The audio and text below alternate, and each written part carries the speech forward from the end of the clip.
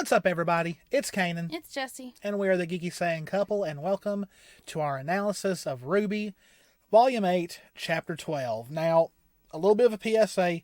We're still trying to get all the rest of our Volume 8 reactions and analysis up, so this is definitely going to be out of order, but, we didn't want to fall behind.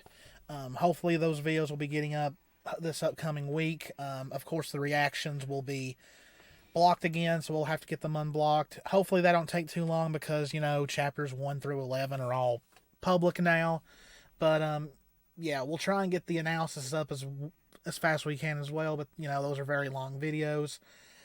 But, yeah, so this volume was something else. Like, a lot happened. Tears were shed. There was screaming.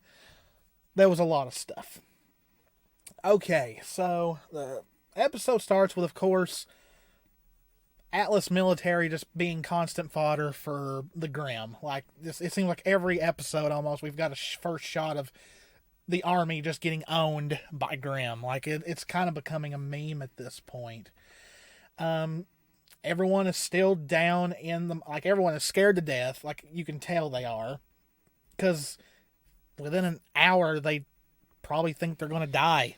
Like, because the citizens have no idea. They don't, they know what's kind of going on because based off what Ironwood said, but, it's just like, what's going on?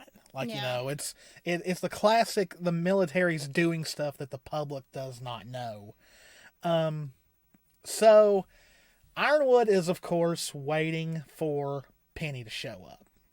And, of course, the Aesops are down to Vine, Harriet, and Elm, but something that we have touched upon in many volumes, chapters, that it's slowly, one by one, the Aesops are starting to doubt Ironwood, doubt what they're doing.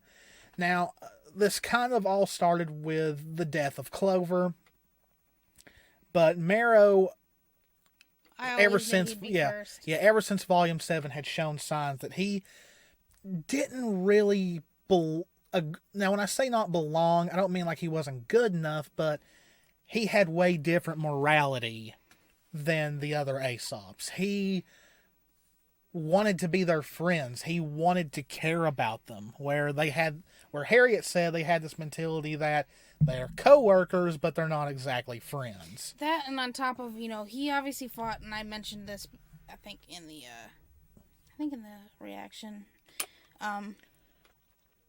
that and then this wasn't because also he was a Faunus, but you gotta think he's fought more to be there and because he wanted to do what's right, being an Atlas of all places and being Faunus. And I've said from the beginning when we first started discussing Marrow deflecting, beginning when they were introduced and all that, I think I did put them in order. I said, I didn't count Clover because I wasn't sure, but I said Marrow, Elm, Vine, Harriet. That's actually how it's starting to go. Because for a few episodes, if you watch Elm and her facial expressions, they've started changing drastically at this point now. Elm has started to not agree with what's going on, and then finally in this episode, Vine pretty much states that he is reflecting on how they got here, which is starting to show that even Vine, who has been very, very hard to read, and is starting to doubt all this. Which makes sense because of what he's, what he's based off of and all that, and, the similarities to Ren. But where Ren has that, he's just that more centered, calm for everything. A monk, that's what he was compared to, that's what they do. They keep that neutral look, so you never know. But Elm, I've noticed things, like I said, even when they were fighting, she was using her anger, and anger's another thing. We've always said anger covers a lot, but the only reason I've seen some things about her, well, she's still doing this. She doesn't want to get shot. Yeah. She has seen what he will do. Yeah. Especially with Marrow. I think that was the next turning point for her, was seeing what he was going to do to Marrow.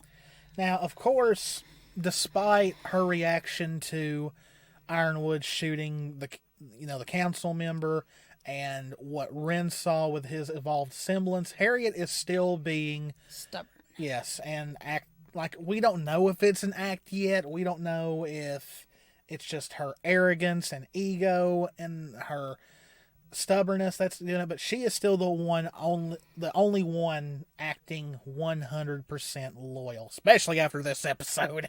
Yeah, well, the thing is also, like, what Ren saw, it just pissed her off more because she's determined of herself that no, that's a lie. She's never going to let anybody believe that. But the thing is it kind of fits who she's based off of. And it's going to, that's what naturally put her as the last person to deflect if she does. Yeah. Which I think she could after seeing everybody else. We'll see. Well, I mean, like I said, she's on my shit list, so. But they get word that Crow and Robin are actually in the hangar area where the bomb is. So they're wondering if they're loading it onto another. Yeah, they're loading it onto another airship in case they're going to use it. And Ironwood's wondering if they're trying to stop the payload or just trying to find a way out. And of course, Harriet's That's not gonna happen. Yeah, she's all about wanting to go and take on Crow and Robin. And then Winter shows up. And Winter is still... I don't want to... she's acting like she is still 100% loyal. So yeah, but here's the thing though. So Harriet, I think, tries to go on her own, but Winter pretty much talks the Aesops into all three going to handle Crow and Robin. Yeah. And there's a reason. But, and also, Ironwood has got this, really huge-ass gun that I guess he's planning on using on Penny in case she doesn't want to come in. But it's like, dude, overcompensating much? But, yeah, so Winter is once again being like, Sure. She's, and I think you were right once you said in the reaction that this was her giving him one more test. One last test at this. Yeah. Which her mind was already made up, but she wanted to see if maybe... Yeah, she was holding on to maybe that one little bit of hope that Ironwood is still the man that he was before. That he was. Cause, she pretty much asked him away, maybe there's another way, and he pretty much says, I don't think that's possible. So it was pretty much her way of giving him one last chance to stay loyal to him, or maybe not to stay loyal to him, but to maybe see if there was just some way she could talk him out of it, and he completely ignores it. Is that them? I don't know if it's that, it's not in motion, so I can't tell. It might be just... I'll have to go back and watch it again. I didn't notice it during the episode. Yeah, there is a little speck right here. I was so focused on... I think it may have been her flying around. Yeah. So Penny shows up, saying that she doesn't want anyone else to die, so she is going to give herself up. But this was a cool moment. Oh, it was awesome. Ironwood puts his hand on Penny's shoulder, and he's like, you've made the right choice. And he says, I have. It feels weird, and it's Emerald. It feels weird. Yeah, it is. The way she says it, it's like this smuggler. It feels weird. Yeah, and Emerald gives him this cool kick to the chin, sends him back flying, and behind her is not only an airship, but it's Jean, Ren, Nora, and Oscar. This is Emerald's semblance just never ceases to amaze me. So not only was she able to give the illusion of herself being Penny, she was able to give the illusion that she was flying as Penny while also covering the airship carrying John and the others. It definitely shows that she has, obviously off screen, evolved hers. Yeah. Which everyone is starting to evolve theirs. So I'm wondering when we'll see everybody else's, because we know Ruby's has. Yeah. So Nora's has, Ren's has, Jean definitely has, but we haven't seen. I think Weiss has. What about But Blake and Yang, I don't know. I'm not sure. Blake and Yang really haven't used their semblances here. I'm I mean, sure. Blake used hers during the fight against the Hound.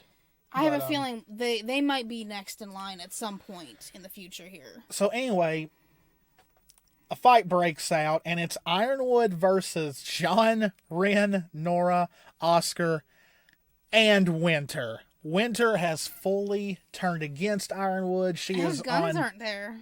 Yeah, oh yeah, that's right. He does not have his guns. He pretty much starts trying to fight them with hand-to-hand combat while they've all got their weapons and everything. So yes, Winter has finally turned on Ironwood. She has realized that this is no. Yeah.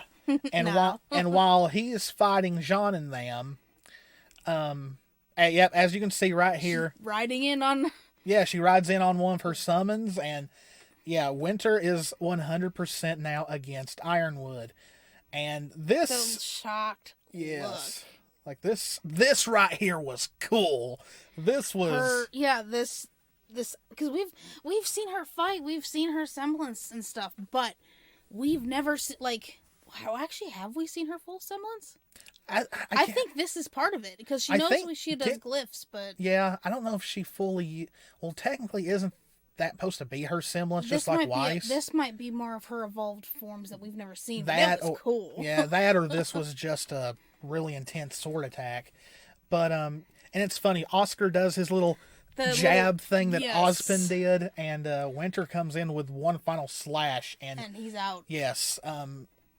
His aura breaks, he passes out, and while this is going on, Crow, Robin, and Marrow take care of the remaining Aesops. Was that you? No, it's your other laptop. But yeah, as you can see, Harriet, Vine, and Elm are all frozen. Yeah, go Marrow. Yeah. Stay. Yeah, because of Marrow.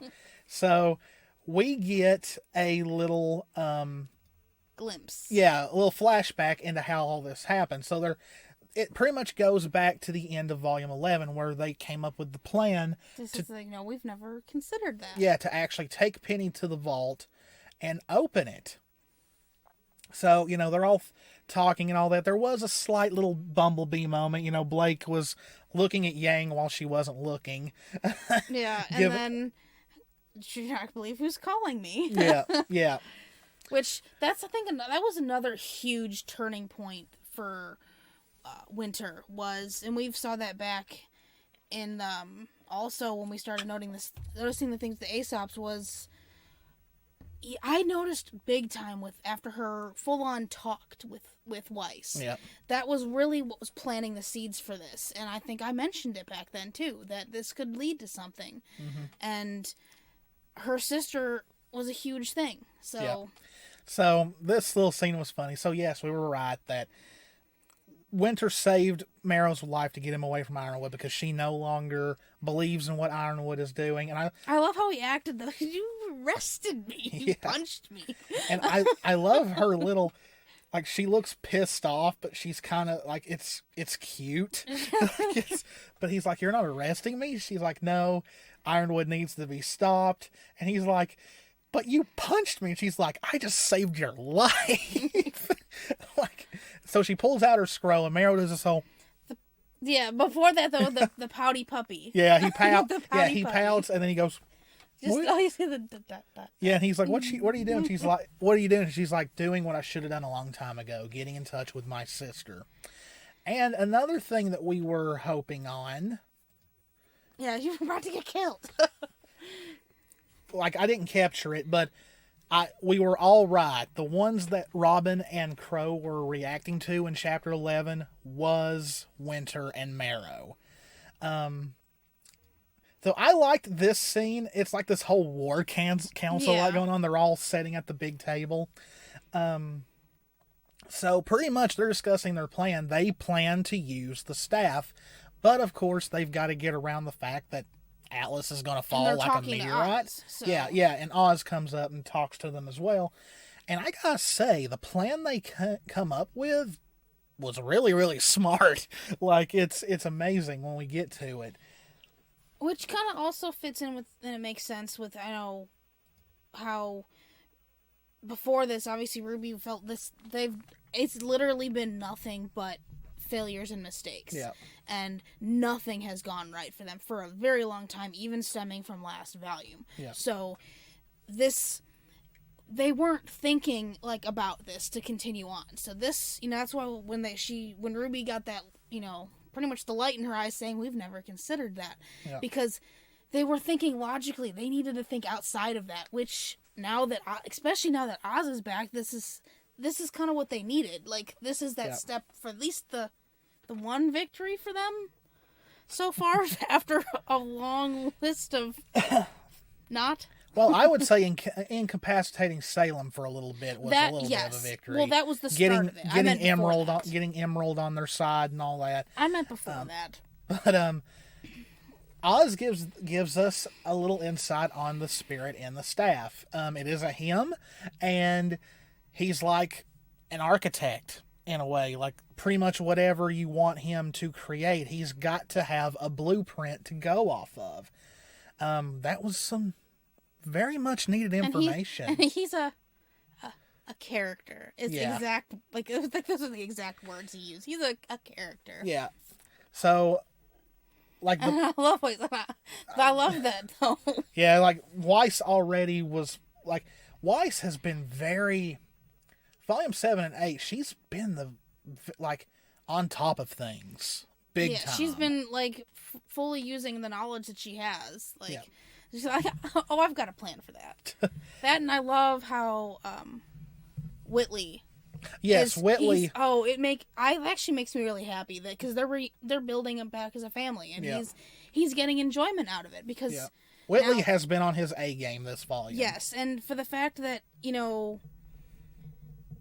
like, well, I'm like the little comment before, I'm not doing this for you, and she goes, I know. That, like, the look on his face that made him happy that he's doing this for good, not for everything that he saw that his father was building.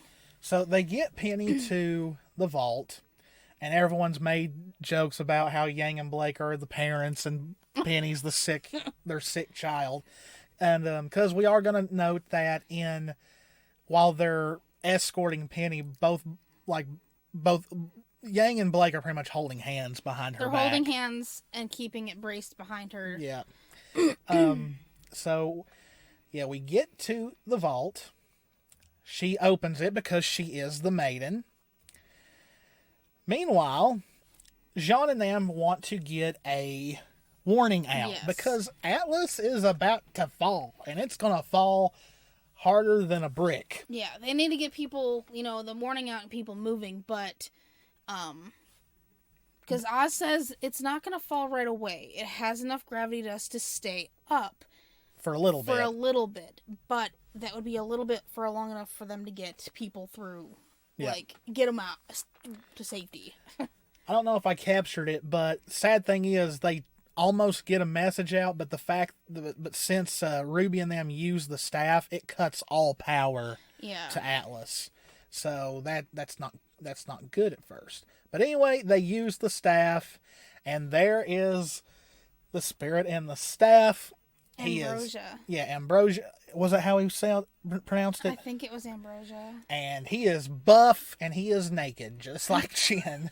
And people have kind of already made the joke how when we first saw Jin, Yang was odd. And for him, she's like, nah. She looks kind of disappointed. And he's definitely quite the character. Yes, like we had all joked about Jin being based off the genie and the lamp, but this guy, he acts way more like Genie from Aladdin than anything I've ever seen. He's got that kind of attitude. Mm-hmm. What? I'm wondering, since there's obviously 4 of them. Yeah. It could be like how from Aladdin, the genie has acted like so many different people. Mm-hmm. This is 4 different personalities. Yeah, maybe. So it kind of does all fit in one, just split into 4 people. Yeah. So that kind of... So pretty much, so they bring up needing to help Penny, and he has the whole, I can't bring anyone back to life. So I was like, that's definitely Genie-like, because it's not a pretty sight. And, like, he's inspecting Penny, saying, oh, she's not a normal girl, stuff like that. And luckily, they have Penny's blueprints. And, like, they have her schematics so he can see what he has to work with. And I love how he's like, ooh, look at this. Like, looking all over it. And... yeah. So pretty much they ask him to pretty much take her robotic parts away and take the virus with it. AKA make Penny a real girl. Pretty much completing her whole Pinocchio story. Boy, we hit the nail on that. And we re-uploaded our Penny and Monstra video. Yes. And that's what I put a poll up saying, hey, what video do you guys want to see us re-upload onto the channel? And the Penny and Monstra episode, for some reason, won. And it was, like, perfect. Yeah, because the very next day, this chapter came out. So, pretty much create a new version of Penny. But he does say if he takes the robot parts out, so I forgot how he worded it, because there was a lot of dialogue right here. But Blake he said if he takes all the robotic parts, what would be left? And Blake says the girl who's always been there underneath it, which is so reminiscent, like it's so Pinocchio. This is like because it also goes on to say, like, she has a soul. She was a person underneath that. So, and then Yang definitely shows it that she's got a robotic arm. She's still And Blake does kind of look at her while she flexes. See? Yeah. So, pretty much, after a lot of convincing... he starts floating around and... yeah, and his mind's just going. Yeah, he's putting it all together. I think I said in the reaction, it made me think of when... beginning of Hercules, when Zeus goes around and, like... yeah. Starts putting stuff together, and that's kind of what that reminded me of, the way he was zipping around like that. And so, he pretty much says, all right, and this bright light comes, and once again, Yang putting her arm around Blake. I mean, we got to point it out, like, they're so being like a couple, it's not even funny. And even though Blake's arm is not around Yang, if you pay attention to the scene when it's like from the point, moving and stuff. Yeah, from the point of view of the door, she puts her hand around Yang. It's kind of cute. But yes, we have 2 pennies. And then of course Atlas starts to shake because the staff has been used, and that's what was being used to keep the place up. So Jean and them try to get a message out, and they get like a little bit of it, but then it goes dead. Like, all power in Atlas is pretty much gone. If only he would have, got it up a little faster. Yeah, because Jean doesn't realize at the beginning, oh, I'm on live. Yeah, see, and it goes. It's gone. All power, all of the kingdom's wide communications are gone. So here's the interesting thing.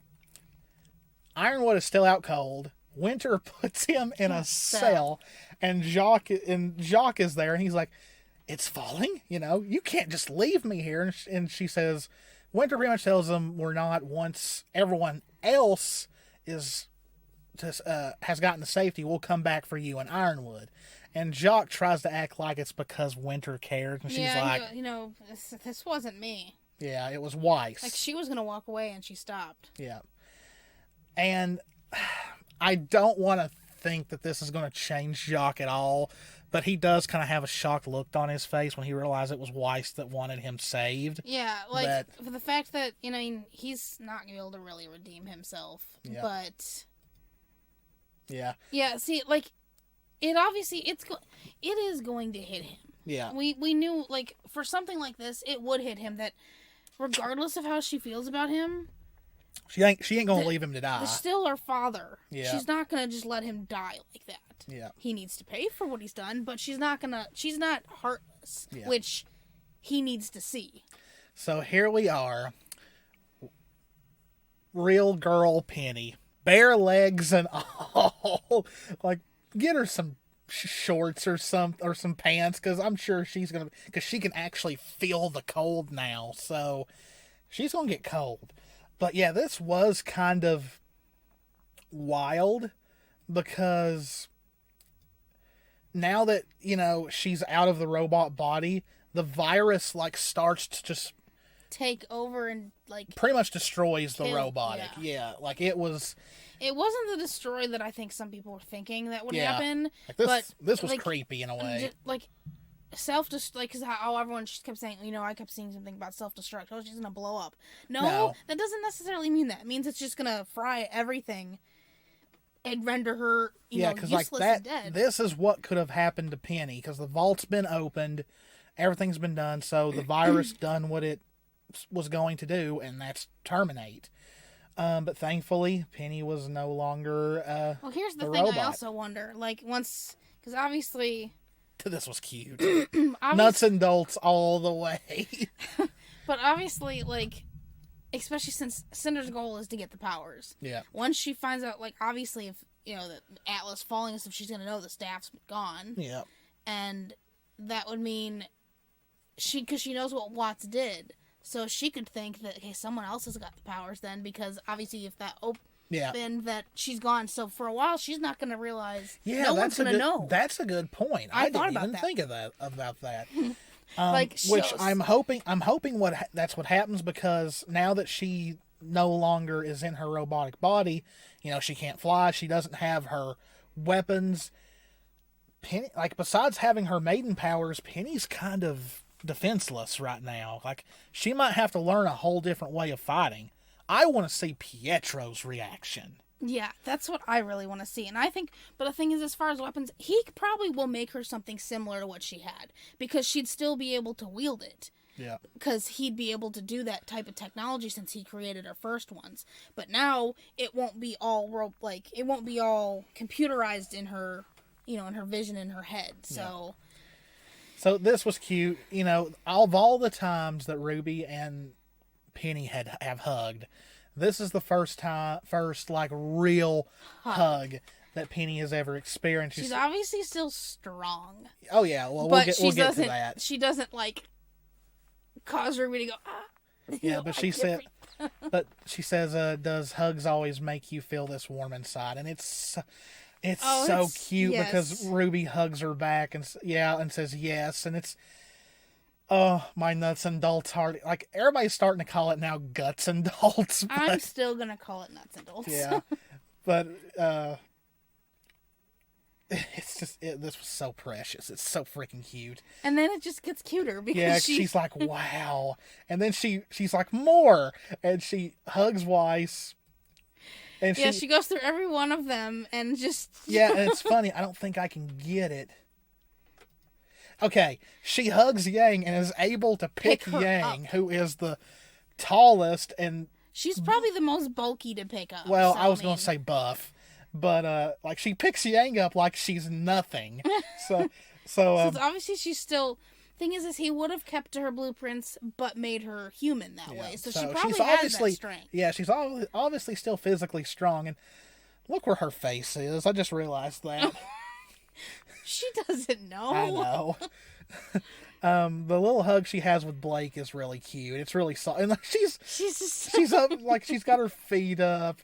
It's so cute. So right here we learn that unlike Jen, as far as we know right now, there's no limit to how many times you can summon him. At least that we know of. Yeah. But I mean, I guess it also, once something is complete, I think that's the whole thing, because if you think back to what we were told, once what he did was complete, you can summon him again. Yeah. Which I think that's what Weiss was talking about when she says that, let's try our theory and see, what this happens next. But, so, Penny's complete. She's human. So it's done. I It's not like Atlas. this guy, I love this. He does his whole spiel. Oh, I'm free to create, and it's you guys again. It was hilarious. It's like, man, these I like spirits, him. these spirits are something else. I can't wait to meet the other two. But pretty much, they are wanting to create pretty much several portals all throughout Atlas and Mantle that will lead to one place, and that is Vacuo. And which I was like, how? How are they going to do this? But Weiss has already got that taken care of. yeah, she pretty much has he's talking about how big this is, to account for that much traffic, and all that. And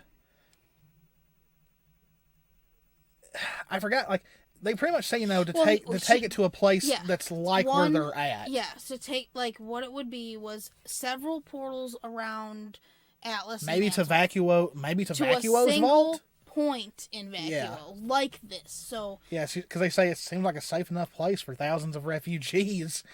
Definitely, it would be. Yeah. So, and they have schematics of pretty much every part of Atlas, and the portals start to open. Obviously it'd be Atlas and Mantle. Yeah. Well, yeah. So you have all of these portals, all of Atlas and Mantle, that'll go to this one portal. And I made the joke in our reactions, oh my gosh, this reminds me of a dungeon in an RPG, and you had all these doors that you had that you could check that could take you the wrong way or something like that.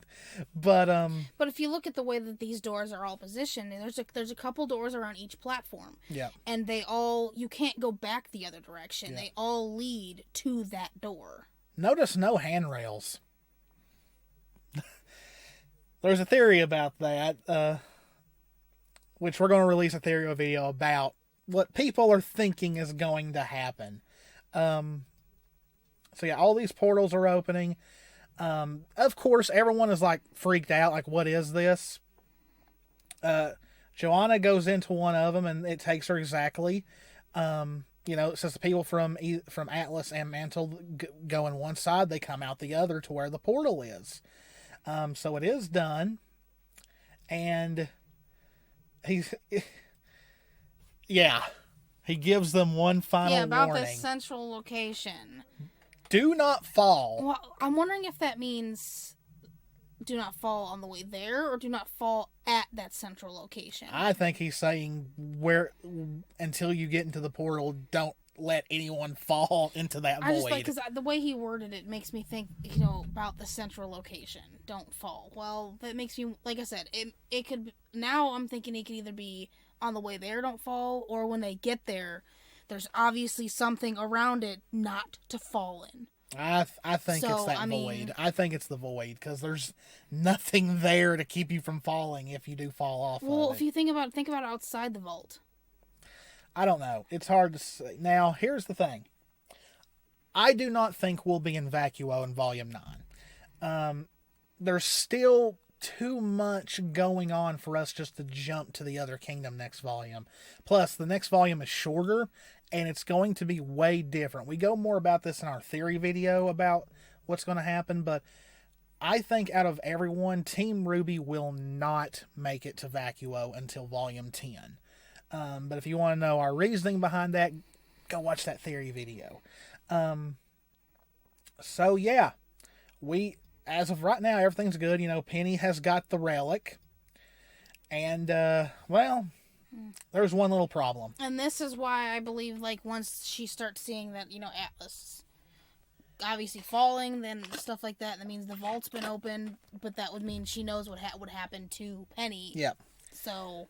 But where's Neo? Where's Watts? What is going to happen? I think something's gonna happen. They're gonna fight them or whatever, and Team RWBY is gonna fall off into this void, and it's gonna take them somewhere else.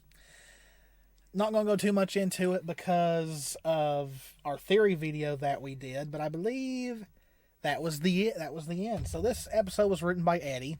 Great episode. I realized that, like, because I saw, they showed the shadow of Ruby there when we first saw it, and I was thought, I wonder if they were going to put them all there. No, it's a comparison of just how big they are. Yeah.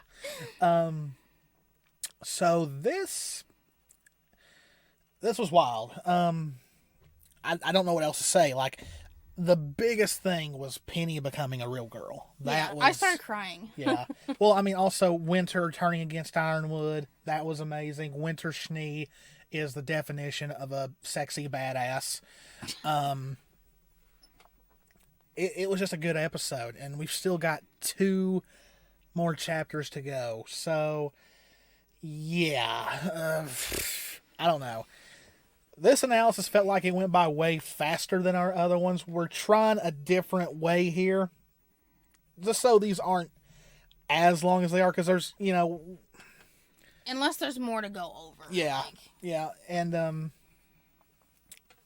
so as I said earlier, we're going to try our best to get our other analysis up as fast as we can, along with the reactions to chapters 1 through 11. Chapter 12 should be up Saturday like they always used to be.